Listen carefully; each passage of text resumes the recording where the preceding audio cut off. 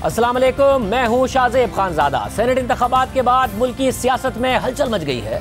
सियासत का मंजरनामा बदल गया है। वज़ीर आज़म इमरान खान ने हफ्ते को कौमी असम्बली से एतमाद का वोट लेने का ऐलान किया है, मगर सवाल ये उठ रहा है कि क्या वज़ीर आज़म इमरान खान 172 अराकीन की हिमायत हासिल कर सकेंगे। प्रोग्राम में वज़ीर दाखिला शेख रशीद अहमद से ये पूछेंगे कि हुकूमत के नंबर्स पूरे हैं या नहीं, क्योंकि कौमी असम्बली में हुकूमत और इत्तेहादियों की तादाद तो 180 है, मगर सेनेट इंतखाबात में हुकूमती उम्मीदवार डॉक्टर हफीज शेख को 164 वोट मिले, मगर खवातीन की नशिस्त पर फौजी अरशद को 174 वोट पड़े। मगर ये इलेक्शन सीक्रेट बैलेट के तहत हुआ और वज़ीर आज़म एतमाद का वोट ओपन बैलेट के जरिए लेंगे। साथ ही अपोजिशन ये दावा कर रही है कि हुकूमत से नाराज अराकीन की तादाद ज्यादा है।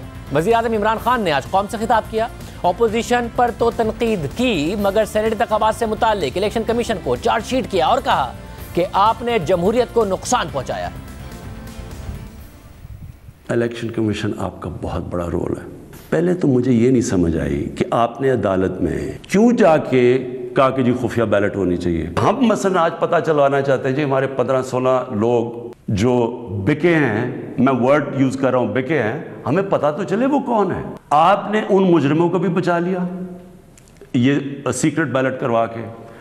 आपने हमारी जमहूरियत को नुकसान पहुंचाया है। सारे मुल्क के सामने पैसे चल रहे हैं, वो वीडियो चल रही है पैसे की। उससे पहले वीडियो चली जो 2018 के इलेक्शन में कि जनाब वो MPs करोड़ों रुपया ऐसे ऐसे करके बैग्स में डाल रहे हैं। कोई कुछ कोशिश की? क्या आपको ये नहीं पता कि आपकी जिम्मेदारी थी इन्वेस्टिगेट करने की? सारी एजेंसीज आपके नीचे हैं, सबके सामने ये तमाशा हुआ। जब ऊपर आप करप्शन की इजाज़त दे रहे हैं और आपके सामने हुई है और आपको पता तो होनी है। मैं कहता क्या, मैंने इलेक्शन से पहले कहा कि रेट्स लग गए हैं लोगों के, बोलियां लग रही हैं। आपको मौका जब दिया सुप्रीम कोर्ट ने, क्या वजह थी कि आप 1500 बैलेट्स के ऊपर कोई एक बार कोडिंग नहीं कर सकते थे? आपने तो पूरी तरह एक मौका दिया मुल्क की जमहूरियत को डिस्क्रेडिट करने के लिए। वज़ीर आज़म इमरान खान की तकरीर पर रद्द अमल देते हुए नून लीग की नायब सदर मरियम नवाज ने कहा कि ये एक हारे हुए शख्स की तकरीर थी। चीफ इलेक्शन कमिश्नर की तकरीर तो खुद हुकूमत ने की थी। मुझे ये बताया गया है कि वो एक हारे हुए शख्स की स्पीच थी और गुस्से में की, कानों से धुआं आ रहा था, अल्फाज समझ नहीं आ रहे थे, उल्टी सीधी बातें कर रहे थे। वो मेरा ख्याल है अभी भी ये समझते कि वो कंटेनर पे चढ़ें। और जाहिर है जब आपको चारों सूबों से अवाम इस तरह मुस्तरद करे, जब आपके अपने नुमाइंदे आपको इस तरह से मुस्तरद करें, तो एक के बाद एक जो ह्यूमिलिएटिंग डिफ़ीट होती है उससे इंसान का जो दिमागी तवाज़न है वो हिल जाता है। मैं समझती हूँ इस बात को। लेकिन जिस ECP की आप बात कर रहे हैं, उस ECP को आपने उस ECP के चेयरमैन को खुद ही अपॉइंट किया, उन्हीं को अपॉइंट किया था। अब आप किसको कह रहे हैं? अब अपनी जो शिकस्त है उसकी जिम्मेदारी दूसरों पर मत डालें। इसके अलावा वज़ीर आज़म इमरान खान ने अपने खिताब में पार्टी अराकीन को भी पैगाम दिया कि वोट ऑफ कॉन्फिडेंस में ओपन बैलेट होगा, मेरे खिलाफ वोट देना है तो वो दे सकते हैं। मैं परसों कॉन्फिडेंस मोशन ले रहा हूँ। मैं अब अपने सारे मेंबर्स को कह रहा हूँ, ये आपका जमहूरी राइट है। आप कह सकते हैं कि जी हम इमरान खान के साथ नहीं हैं, मैं आपकी इज्जत करूँगा, ठीक है, मैं नाअहल हूँ, इतना काबिल नहीं हूँ। आराम से हाथ खड़े करें, कह नहीं है मैं ओपोजिशन में चला जाऊंगा। लेकिन खुफिया तौर पे हाँ जी हम आपके लिए वोट करेंगे, पैसे लेके किसी और को वोट करें, तो मैं कॉन्फिडेंस लूँगा जाके अपनी असेंबली से। इस हवाले से मरियम नवाज और बिलावल भुट्टो का भी रद्द-ए-अमल सामने आया। मरियम नवाज ने कहा कि बकौल इमरान खान के उनके अराकीन बिके हैं, तो वो किस मुंह से उन अराकीन से वोट ऑफ कॉन्फिडेंस लेंगे। बिलावल भुट्टो ने कहा कि इन अराकीन को पार्टी से निकालें और इनके खिलाफ कार्रवाई करें। बकौल इमरान खान के उसके लोग बिके हैं, उनको ख़रीदा गया है। तो मैं ये कहना चाहती हूँ कि आप किस मुंह से अपने बिके हुए अरकान को, जिनको आप ये कह रहे हैं कि मेरे MNAs बिक गए हैं, उनको ख़रीदा गया है, तो वो जिनको आप बिकाऊ कह रहे हैं, आप उनसे किस मुंह से वोट ऑफ कॉन्फिडेंस मांगेंगे? अगर नेशनल TV पे आपने ये इल्ज़ाम लगा दिया तो आप सिर्फ इल्ज़ाम नहीं लगा सकते हो, आपने अब कह दिया, उस पर अमल करो। उन मेंबरान नेशनल असम्बली पे केस करो, उन पे FIR काटो, उनको निकालो, ये आपको करना चाहिए। हकीकत ये है कि उनके मेंबरान ने ज़मीर के मुताबिक वोट दिया है और जब उनको मौका मिलेगा, जब ऑपोजिशन ये अदम एतमाद का वोट लेकर आएगा तो वो हमारे साथ होंगे।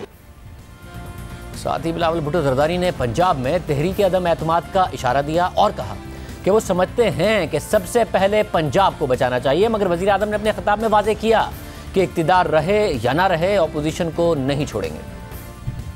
अगर पावर मेरी जाती है मुझे क्या फ़र्क पड़ता है, मेरी ज़िंदगी में कोई फ़र्क नहीं पड़ेगा।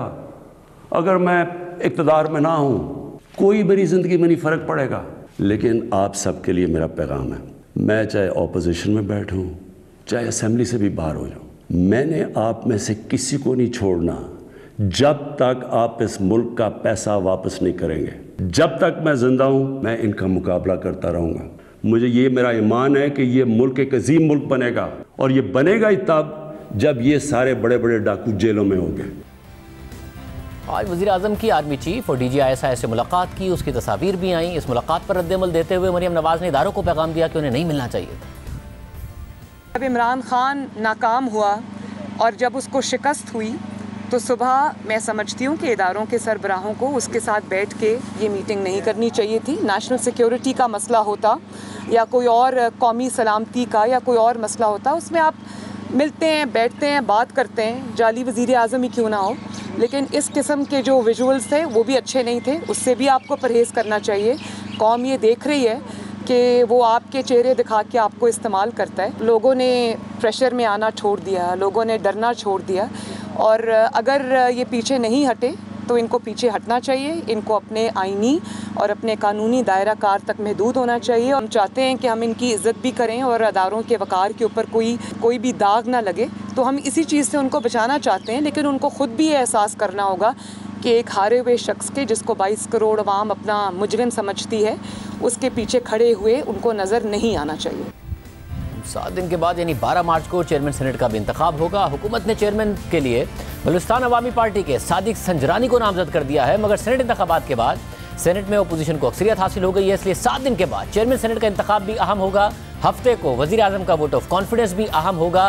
क्या नंबर्स दोनों के लिए हुकूमत के पास पूरे हैं? वफाकी वज़ीर दाखिला शेख रशीद अहमद साहब हमारे साथ मौजूद हैं। शेख साहब बहुत शुक्रिया। शेख साहब, वोट ऑफ कॉन्फिडेंस सैटरडे को वज़ीर आज़म ने लेना है। आज वज़ीर आज़म ने तकरीर की और उस तकरीर में ना सिर्फ अपोजिशन पर बहुत ज़्यादा तनकीद की बल्कि इलेक्शन कमीशन पर भी तनकीद की कि वो अपनी जिम्मेदारियों में नाकाम हुआ है। तो हफ्ते का दिन, एक तो क्या वज़ीर आज़म कल की हार पर बहुत ज़्यादा गुस्से में हैं, और परसों के लिए क्या कंसर्न है कि 172 वोट ले पाएंगे या नहीं ले पाएंगे? देखें, मसला ये है बजाय इसके कि प्राइम मिनिस्टर ने खुद 91 के सब लॉ 7 के तहत अपने आप को पेश कर दिया कि भाई अगर मैं कबूल हूँ तो मैं हाज़िर हूँ, अगर नहीं कबूल तो कल ये हफ्ते को कैबिनेट ख़त्म हो जाएगी और प्राइम मिनिस्टर कंटिन्यू करेगा उस वक्त तक के जब तक कि नया प्राइम मिनिस्टर टेक ओवर नहीं कर सकता। और वो तो बड़े जॉली मूड में थे, हंस रहे थे आज जब मीटिंग हुई सिलेक्टेड लोगों की, और उसमें कल पार्लिमानी पार्टी की भी मीटिंग है पहले 3-4 बजे, और फिर ये मेरी दरख्वास्त थी उनसे कि कौम से ख़ताब करें। उन्होंने बहुत ज़बरदस्त ख़ताब किया। I must give him full credit कि उसने सारी दिल की बात जो है वो खोल के कौम के सामने रखी है, और मुझे यकीन है कि इंशाअल्लाह 174 वोट जो हैं वो हो जाएंगे हफ्ते वाले दिन। अगर नहीं होंगे तो अपोजिशन को तो फिर किसी चीज़ की और ज़रूरत नहीं है, और फिर 6 महीने तक कोई अदम एतमाद नहीं आ सकता। अगर हम 157 के तहत रेजोल्यूशन लाते तो फिर वो और चीज़ थी, लेकिन ये 91-7 के तहत आ रही है तो 6 महीने तक कोई अदम एतमाद नहीं आ सकती फिर, और फिर ये उनका एक लॉन्ग मार्च है, उसको हम इंशाअल्लाह रास्ता देंगे और इंतज़ार करेंगे कि कानून और आइन के दायरे में वो इhtजाज का उनका हक़ है, वो आके इhtजाज करें। लेकिन अब जो प्राइम मिनिस्टर ने फैसला किया है एतमाद का वोट लेने का, अब वो पंजाब पे हमला, ये लड़ाई लड़ी है आसिफ जरदारी ने।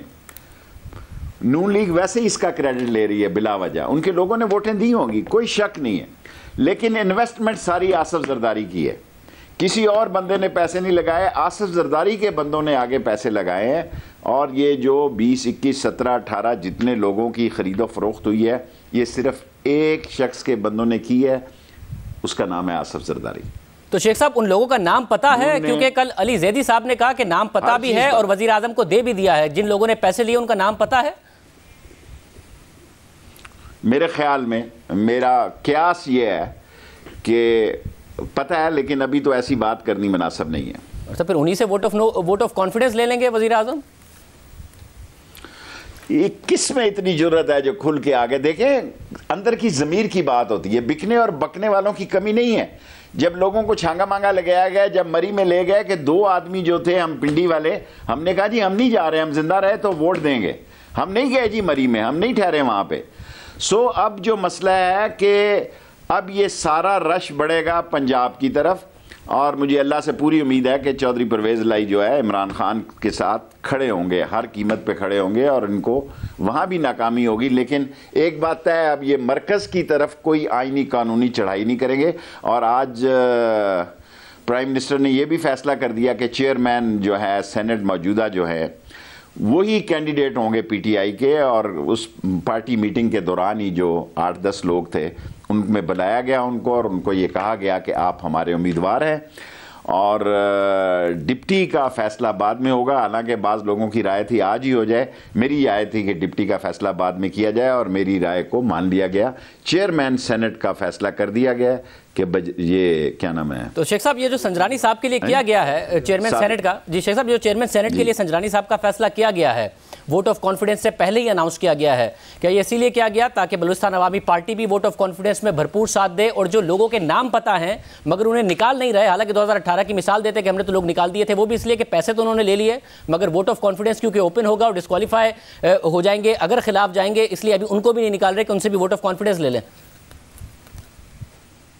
देखें, आप बिल्कुल समझदार आदमी है, रोज़ आप इतने पुरमग़ज़ प्रोग्राम करते हैं, तो बलूचिस्तान के बड़े वोट हैं और बलूचिस्तान का एक रोल होना चाहिए, और आइन और कानून के तहत बलूचिस्तान देखें जो पैसे लगा के मेंबरों को ख़रीद सकते हैं, तो गैर मुल्की ताकतें बलूचिस्तान के ट्रबल मेकरों को भी ख़रीद सकती है, वो टीटीपी के लोगों पे भी इन्वेस्ट कर सकती है, वो और मुल्क के दुश्मनों पे भी इन्वेस्ट कर सकती है। जिस माशरे में बिकने वाला एलिमेंट इतने हाईएस्ट जगह पे मौजूद हो, तो उसमें तो मुल्क के लिए बहुत बड़े बड़े बड़े सवालिया निशान है, और उसमें कौमी जिम्मेदारियों का बहुत बड़ा, क्योंकि पाकिस्तान दुनिया के नक्शे में जिस फोकस जगह पे और जियो पोलिटिकली जहाँ खड़ा है, वहाँ तो बड़ी फोर्सेस ये चाहेंगी कि यहाँ डिस्टेबिलिटी हो, यहाँ पे इंतशार हो, खलफशार हो, जिसके मेंबर बिक जाते हो, तो पीछे क्या रह जाता है जी? वो लोग जो लोगों के वोट लेके आते हैं, अगर उस लेवल पे ख़रीदो फरोख्त और मंडियां लगें और कैश ग्रुप जीत जाए, तो ये अफसोसनाक पहलू है किसी माशरे का।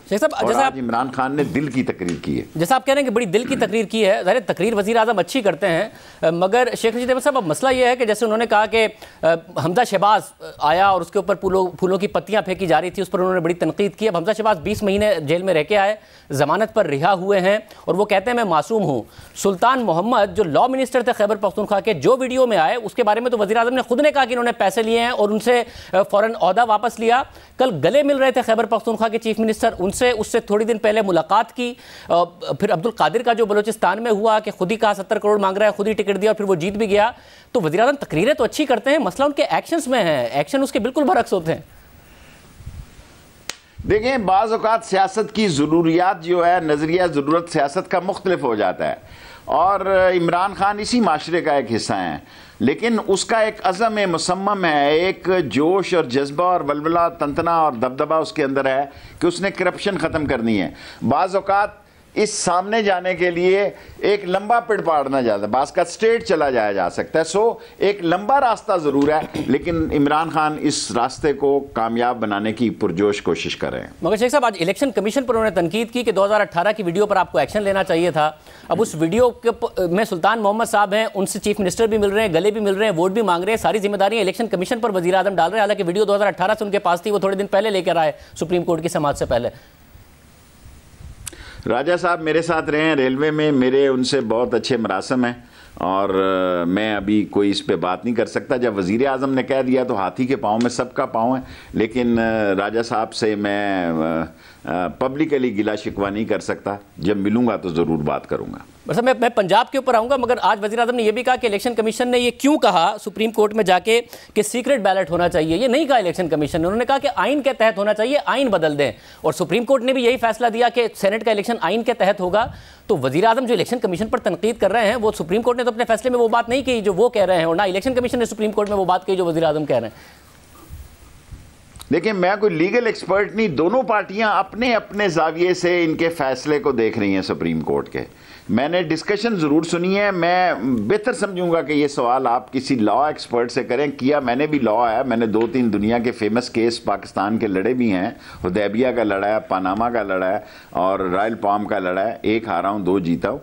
लेकिन मैं इस पाए का लायर नहीं हूँ कि इसमें सुप्रीम कोर्ट की जो फैसले हैं उसको मैं हर एंगल से देख सकूं। इसलिए आपके पास तो दिन में लातादाद एक्सपर्ट्स आते हैं, ये सवाल मेरी बजाय आप उनसे पूछ लें तो मैं मशकूर हूँगा। तो शेख साहब, अब मरियम नवाज साहिबा कह रही हैं कि नून लीग के टिकट की जो उम्मीद है उसमें भी लोगों ने खिलाफ वोट दिया है और यूसुफ रज़ा गिलानी को वोट दिया है।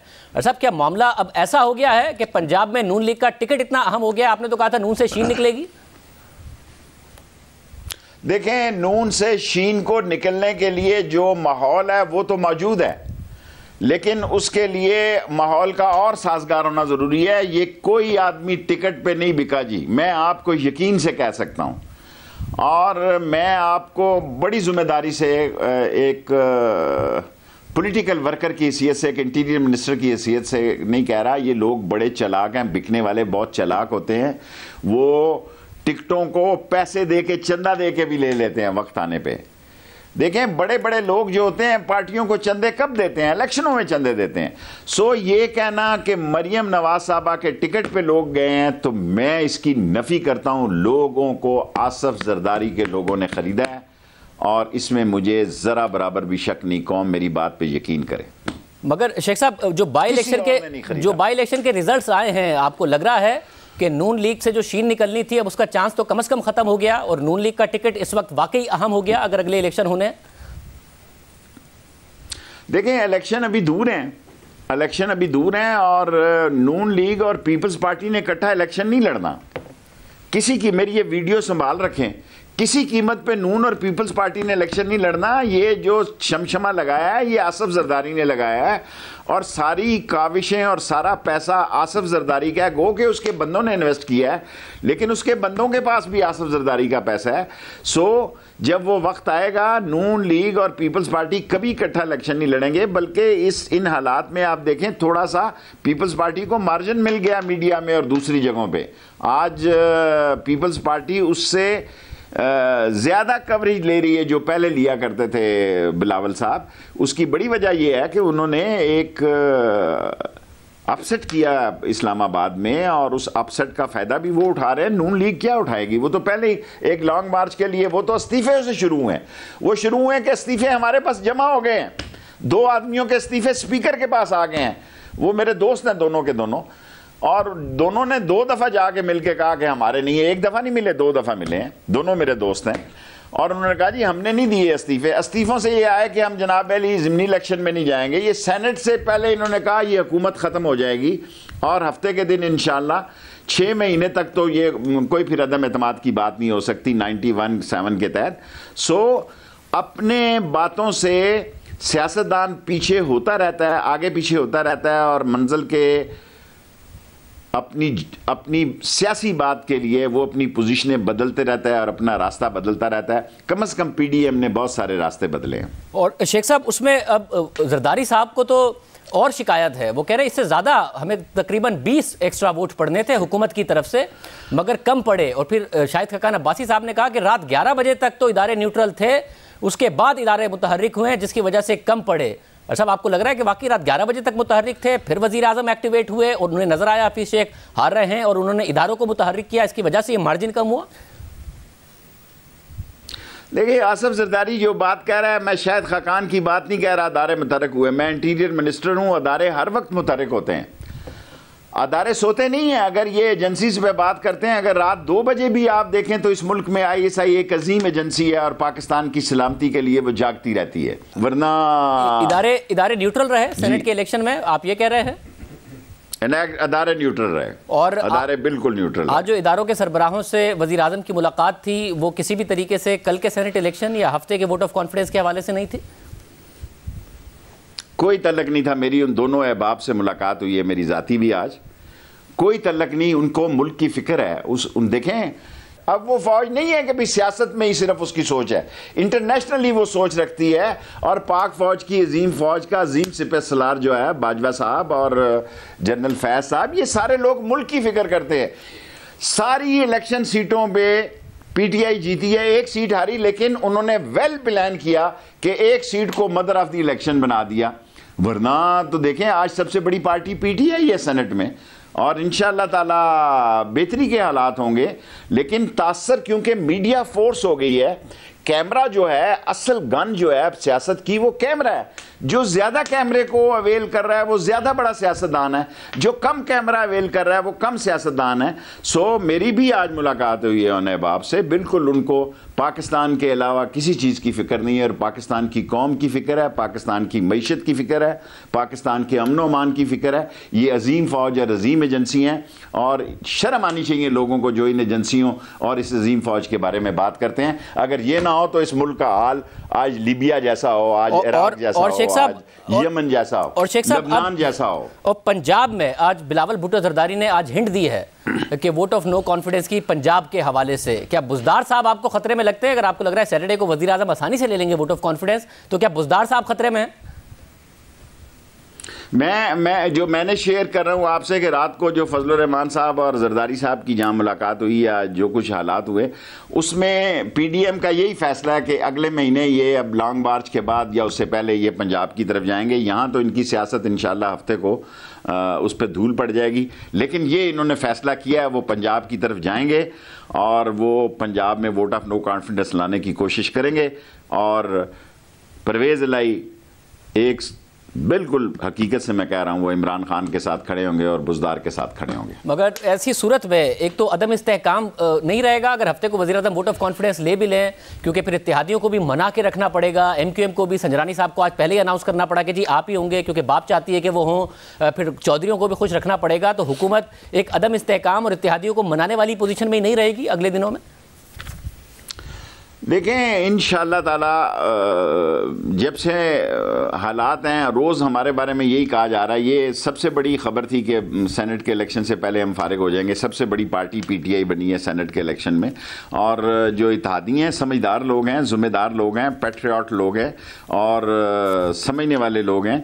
थोड़ी बहुत ऊंच नीच जब होती है इलेक्शन के दिनों में होते हैं तो लोगों के जो डिमांड्स हैं और लोगों के मसाइल हैं वो ज़्यादा बेहतर तरीके से उजागर हो जाते हैं और उसके हल करने के ज़्यादा मौके हो जाते हैं। ये पहले ही हल हो जाने चाहिए और पहले ही जो उनके खदशात हैं या उनको कोई इतनी मुलाकातें नहीं होती, ये मुलाकातें होनी चाहिए इत्तेहादियों के साथ। यानी उस्मान बुज़दार भी सेफ़ हैं आपके ख्याल में और वज़ीर आज़म भी सेफ़ हैं? अभी वज़ीर आज़म भी सेफ़ हैं और उस्मान बुज़दार भी सेफ़ हैं। मैं तो शेख हफीज़ को भी जीता हुआ देख रहा था। अंदर के हाल तो अल्लाह को पता है। मैंने कभी नहीं सोचा था कि इस तादाद में भी लोग बिकेंगे। मेरा ख्याल था 10-15 बिक जाएंगे, मुझे नहीं ख्याल था कि इतनी बड़ी तादाद में बिकेंगे। और आसफ जरदारी ने जो ये कहा कि उसके अंदाजे से कम बिके हैं, तो मेरे ख्याल में उस बात में भी वजन है। शेख साहब, तहरीक इंसाफ को खुद अपने अंदर भी देखने की ज़रूरत नहीं है कि हमेशा तहरीक इंसाफ ही के लोग क्यों बिक जाते हैं, चाहे खैबर पख्तूनख्वा हो या फिर मरकज़ में अब ये हो गया। वो कहते थे रिवायती सियासत के मैं ख़िलाफ़ हूँ। जो पुराने सियासतदान हैं जिसमें आप भी शामिल हैं, दूसरे लोग हैं, उन पर तो नहीं बिकने का इल्ज़ाम लग रहा। जिसको तहरीक इंसाफ का वो नज़रियाती कहते हैं, चाहे खैबर पख्तूनख्वा हो या यहाँ, उन्हीं पर बार बार बिकने का इल्ज़ाम लग रहा है। देखें, जब इंसान को अल्लाह ताला हदायत दे तो बड़ी बात है। फ़ैसले इंसान के होते हैं, ज़मीर के होते हैं, और ज़मीर को ज़िंदा रखना बहुत ज़रूरी है। ये पंजाब में भी तो इन्होंने टोकरा रख के और सारे मसले तय कर लिए। अगर पंजाब में हो सकते थे तो सारे सूबों में हो सकते थे, लेकिन बहरहाल एक सीट के इलेक्शन को उन्होंने वेल प्ले किया है। हम इतना अच्छा प्ले नहीं कर सके कि ये एक सीट का इलेक्शन है। उन्होंने आसफ जरदारी ने अपने माल को क्या कहते हैं कैश ग्रुप इस तरह फेंका गया कि उसमें हमें शिकस्त हो गई। बहुत शुक्रिया। शेख रशीद अहमद साहब हमारे साथ मौजूद थे। उनका ख्याल है कि वज़ीर आज़म भी वोट ऑफ कॉन्फिडेंस में महफूज हैं और वोट ऑफ नो कॉन्फिडेंस की तरफ अपोजिशन जाएगी पंजाब में तो बुज़दार साहब भी महफूज हैं। अपोजिशन से पूछेंगे क्या उनकी हिकमत अमली होगी। एक ब्रेक के बाद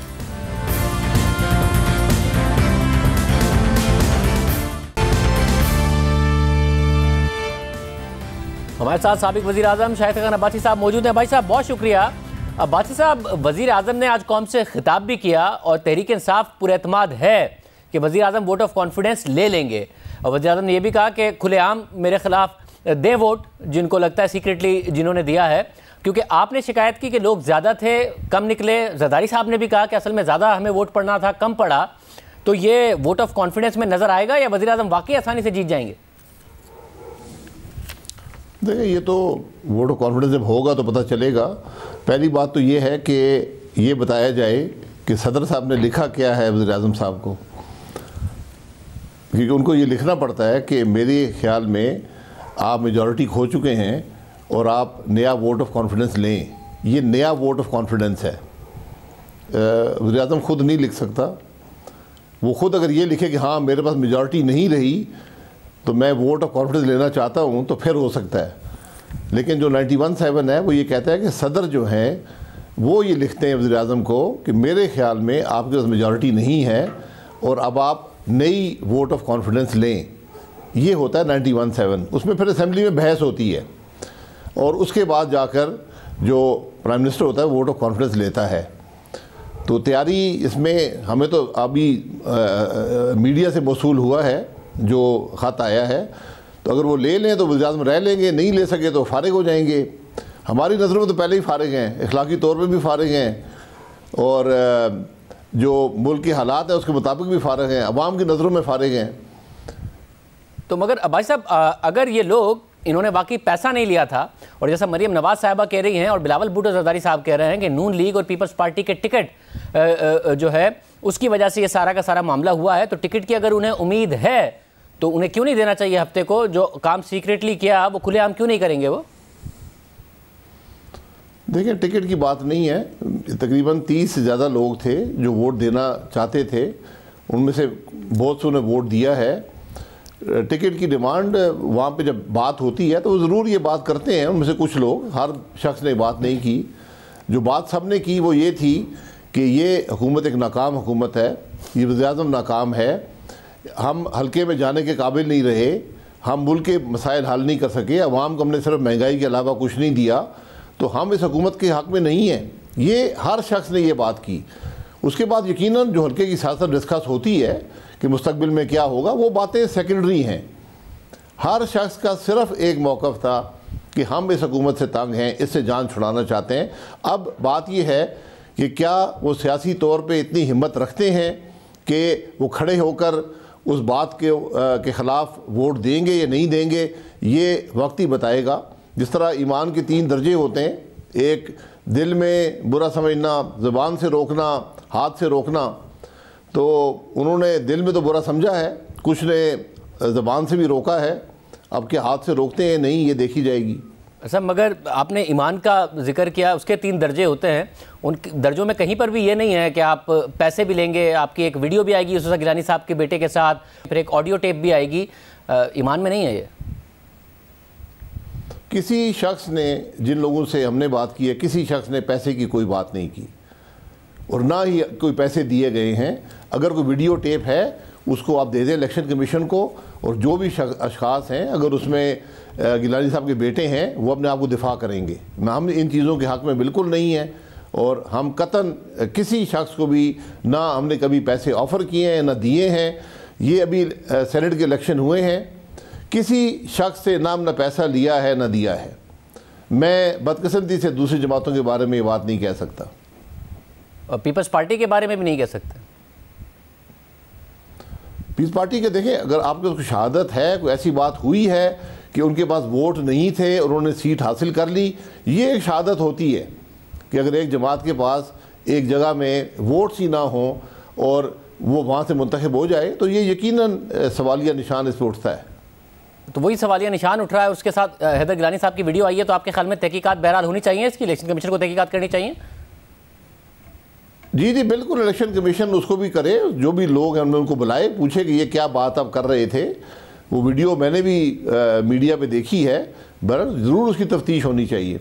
और अब्बासी साहब, आज मरियम नवाज साहिबा ने कहा, आज सुबह मुलाकात हुई आर्मी चीफ की और DGISI की, और आज मरियम नवाज साहिबा ने कहा कि इस तरीके से नहीं होना चाहिए था, जो ऑप्टिक्स हैं, जो विजुअल्स हैं, वो इस तरह नहीं आने चाहिए। इसके बाद जबकि कल एक शिकस्त हुई है और जो भी सारा का सारा मामला हुआ है, आपने कल कहा कि 11 बजे तक इदारे न्यूट्रल थे, उसके बाद वो एक्टिव हुए हैं, वरना ज़्यादा वोट यूसुफ गिलानी साहब को पड़ते। अच्छा, बैक टू बैक वाक़यात हैं। डस्का का इलेक्शन देखें, इलेक्शन कमीशन की उसके बाद पोजीशन देखें, फिर सुप्रीम कोर्ट में ओपन बैलेट के हवाले से इलेक्शन कमीशन की पोजीशन देखें, फिर हमजा शहबाज साहब की ज़मानत पर रिहाई का मामला मामला, तो बैक टू बैक वाकयात हैं जो इस बात को बताते हैं कि इदारों की मुदाखलत नहीं है।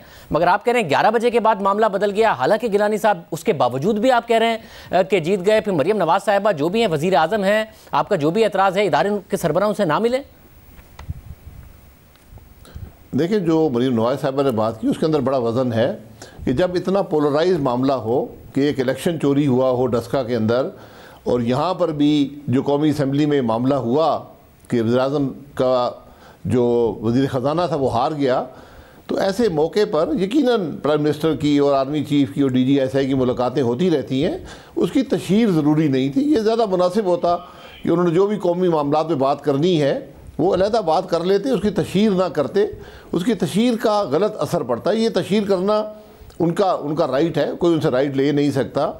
लेकिन ये प्रूडेंट पॉलिसी ये होती है कि इनकी तशहीर ऐसे मौके पर ना की जाए कि कोई गलत तासुर पैदा ना हो, क्योंकि तकरीबन 2 हफ्ते पहले ही DG ISPR कह चुके हैं कि हमारा सियासत से कोई ताल्लुक़ नहीं है। तो जब सियासी माहौल के अंदर इतनी गर्मी हो तो ये बहुत से शक और शुबात ये मामलात पैदा करते हैं। इस बात में कोई शुबा नहीं है, हमारे पास बहुत से लोगों ने हमें बताया है कि उन पर दबाव पड़ा, उन्होंने बहुत से दबाव कबूल नहीं किया। ये बात मुनासिब नहीं थी। और मैं फिर आप कहेंगे इसका सबूत लें, तो सबूत मेरे पास नहीं है, लेकिन मैं किसी स्पेकुलेशन में नहीं पड़ना चाहता। मैंने अपनी बात कर दी है कि हमें लोगों ने बताया कि उन पर दबाव आया है परसों रात को, ये भी एक हकीकत है। बहरहाल ये मैं हमेशा कहता हूँ, ये मामलात एक ट्रूथ कमीशन पे छोड़ दें। किसी दिन जो लोग ये कर रहे थे वो सब आके खुद बताएंगे हम क्या कर रहे थे, तो वहीं पे तारीख लिखी जाएगी। लेकिन वो इलेक्शन गुजर गया, अब मुस्तकबिल को देखें। हम तो चाहते हैं कि फ़ौज और इदारे मुदाखलत ना करें सियासत में। अच्छा, इस वक्त अक्सरियत आपके पास है सेनेट में, अगर अपोजिशन का इत्तेहाद हम सारा का सारा मिलाएं, मगर उसके बावजूद अगर संजरानी साहब चेयरमैन सेनेट मुंतखब हो गए, क्योंकि वो भी सीक्रेट बैलेट होगा, तो फिर आप लोग क्या आवाज़ उठा सकेंगे इस बात के ऊपर कि ये गलत हुआ है या फिर पैसा चला है या मुदाखलत हुई, क्योंकि गिलानी साहब के को आप सेलिब्रेट कर रहे हैं?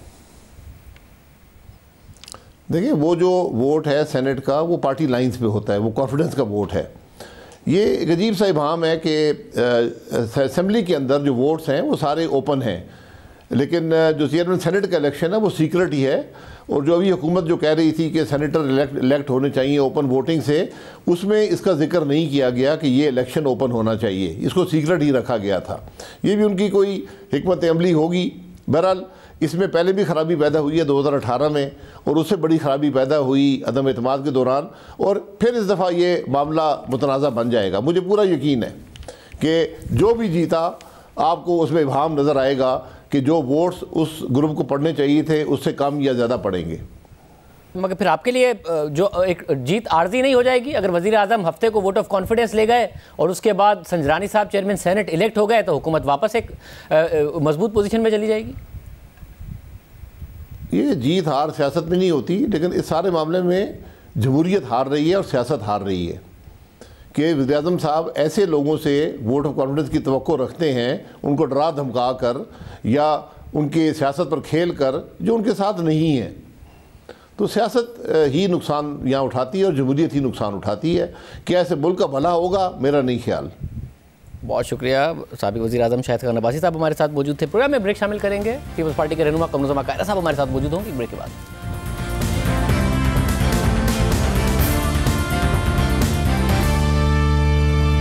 प्रोग्राम में दोबारा खुशामदीद नाज़रीन। पीपल्स पार्टी के रहनुमा कमरुज़्ज़मा कायरा साहब हमारे साथ मौजूद है। कायरा साहब बहुत शुक्रिया। कायरा साहब, वज़ीर आज़म ने आज कौम से खिताब भी किया, हुकूमत कॉन्फिडेंट भी है कि वोट ऑफ कॉन्फिडेंस वज़ीर आज़म ले लेंगे, और वज़ीर आज़म ने चैलेंज भी किया कि जिन्होंने मुझे छुप के वोट दिया है, अगर उन्हें लगता है मैं इनकॉम्पिटेंट हूँ तो मुझे खुलेआम वोट दें मेरे खिलाफ। आप लोगों की तैयारी है, जिन लोगों के साथ आपकी बात हुई, क्योंकि जरदारी साहब तो कह रहे हैं ज़्यादा वोट पड़ने थे, कम वोट पड़े हैं, और अब्बासी साहब कह रहे हैं, शाहिद खान अब्बासी साहब के रात 11 बजे के बाद इदारे न्यूट्रल नहीं रहे थे इसलिए वोट कम हो गए, तो तैयारी है आप लोगों की या नहीं है तैयारी कि वोट ऑफ नो कॉन्फिडेंस वज़ीर आज़म को हो जाए? देखिए, पहली गुजारिश तो यह है कि हम कोई वोट ऑफ नो कॉन्फिडेंस अभी मूव नहीं कर रहे हैं। शाहजेब साहब, वो तो आज भी चेयरमैन बिलावल साहब ने कहा कि ये फैसला मैं करूंगा, पीडीएम करेगी कि वोट ऑफ कॉन्फिडेंस कब, कहां, किस वक्त होगा। लेकिन वजीर आजम साहब ने खुद अपने तई जब उनको शिकस्त हुई है तो सदर पाकिस्तान ने एक आईनी तकाजे के तहत, रूल्स के तहत उनको कहा है कि मेरी दानिश में आप मेजॉरिटी ऑफ द हाउस खो चुके हैं। सो सदर पाकिस्तान को भी यही लगा, जो कौम के नुमाइंदों को लगा, जो आपके और मेरे एहसासात हैं कि ये हुकूमत लूज कर चुकी है, हार चुकी है। अब उसके बाद उन्होंने फौरी तौर पे ये सेशन समन किया है।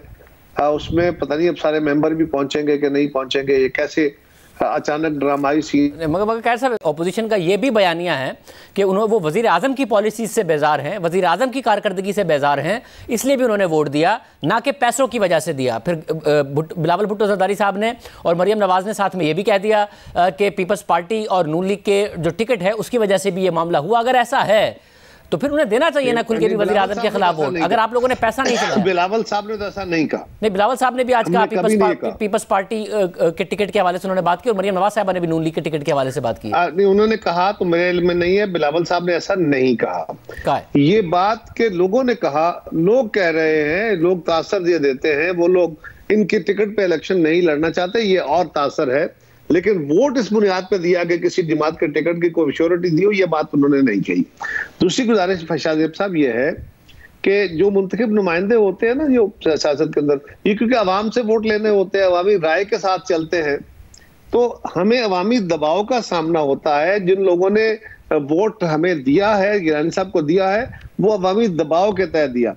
सवाल ये है कि अगर गिलानी साहब के लिए वोट खरीदे गए, अगर खरीदे गए, पहली बात तो यह है कि 9 और 3 वोट गिलानी साहब के जाया हुए हैं जो टिक के निशान वाले, और 4 गवर्नमेंट के जाया हुए हैं। सो हमें 12 वोट हमारी अक्सरियत थी। सो 12, 13, 14 लोग थे जिन्होंने ऐसा किया, जो लोग जिन्होंने हुकूमत के सामने, लेकिन कि हुकूमतों के सामने यूं खड़े होकर जवाब देना मेंबरान के लिए मुश्किल होता है। यहाँ तो बहुत सारे गुनाहगार जिनको खुद वजीर आजम डाकू और चोर और पाकिस्तान का दुश्मन कहते थे, आज उनके इत्तेहादी हैं, उनके प्यारे हैं, जिनको मगर कायरा साहब अगर ये लोग बिके नहीं थे, अगर कायरा साहब अगर ये लोग बिके, एक छोटा सा मुझे एक जुमला मेरा रह गया कहने दे जरा जी, मेरा जुमला एक सुन ले सिर्फ। सो गुजारिश ये है कि जिनको वो सबसे बड़ा चोर और डाकू खुद कहते थे, आज उनके साथ बैठे हैं, उनके गुनाह धुल गए हैं। ना आटा चोर कोई चोर रह गए, ना चीनी माफिया कोई चोर रह गए, ना तेल माफिया के लोग चोर रह गए, ना अद्वियात माफिया के लोग चोर रह गए, और कई माफियाज हैं। सो आज वजीर आजम एक बिल्कुल रेत की दीवार पे खड़े होके या रेत के मैदान पे खड़े होके बातें कर रहे हैं। अगर उनके पास कोई सॉलिड रीजन है तो उसकी बात करें। जिन लोगों ने 9 बंदों ने, फर्ज करें हमारे पास 160 वोट थे, 160 हमें पड़े, 9 लोगों ने उससे ज्यादा वोट दिए जो पीटीआई के थे। और अगर हमने खरीदे ही थे शाहजेब साहब, अगर वोटों की बोलियां ही लगी थी, तो फिर खातून को वोट क्यों ना पड़ गए? तो कायरा साहब इसीलिए तो सवाल उठ रहा है, वोट का फैसला तो ये था। तो कायरा साहब इसलिए सवाल ये वाला आपसे उठ रहा है कि अगर वो वजीर आजम से इतना ही नाराज थे तो खातून के खिलाफ भी वोट क्यों नहीं दे दिया?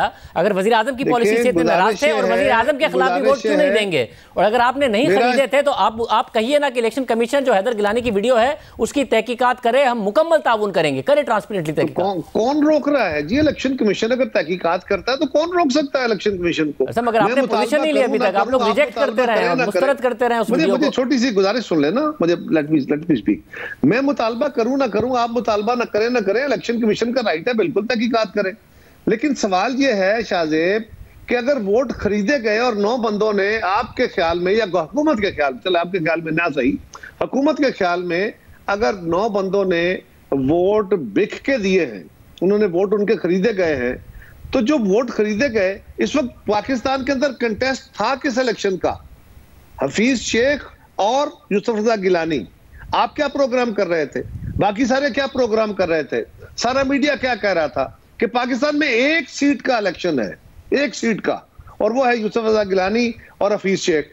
क्या कभी आपने उस खातून का नाम लिया? शायद मेरे ख्याल दोनों कैंडिडेट्स को नाम से भी आपको याद ना हो। उन खातून के बच्चे नहीं नजर आए ना वीडियो में पैसे की बात करते हुए? मैं कह रहा हूं अगर कुछ है, पैसों का जिक्र नहीं है, यूसुफ गिलानी साहब के बच्चे हैं, उनके बच्चों ने अगर किया तो उनके बच्चों के खिलाफ अगर कोई केस करना चाहता है तो करे। उन्होंने उसका जवाब दे दिया। सवाल यह है कि वहां पे लोगों ने वोट दिया है, तो खुद ये बताइए कि 5 वोट तो उस खातून के भी जाया हो गए।